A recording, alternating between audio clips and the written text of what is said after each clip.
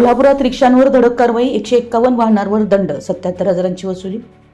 कोल्हापूर शहरातील वाहतूक कोंडी आणि प्रवाशांच्या तक्रारींच्या पार्श्वभूमीवर शहर वाहतूक नियंत्रण शाखेकडून रिक्षा चालकांवर धडक कारवाई करण्यात आली आहे।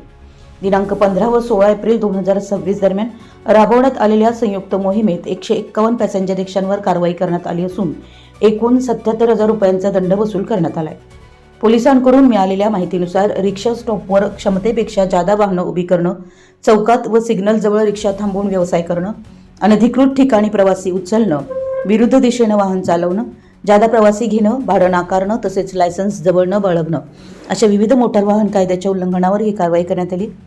ही मोहीम माननीय पोलीस अधीक्षक यांच्या सूचनेनुसार शहर वाहतूक शाखा आणि प्रादेशिक परिवहन कार्यालयाच्या संयुक्त पथकानं राबवली आहे।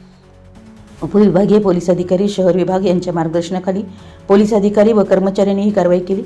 दरम्यान शहरातील सर्व रिक्षा चालकांना नियमांचे काटेकोर पालन करण्याचं आवाहन करण्यात आलं असून ड्रेस कोड वापरणे, प्रवाशांशी नम्रतेने वागणे, भाडे नाकारणे टाळणे आणि वाहतुकीला अडथळा निर्माण होणार नाही याची दक्षता घेण्याच्या सूचना देण्यात आल्या आहेत। नियमांचं उल्लंघन करणाऱ्या रिक्षा चालकांवर पुढील काळातही मोटार वाहन कायद्यानुसार कठोर कारवाई करण्यात येणार असल्याचा इशारा प्रशासनाकडून देण्यात आला आहे।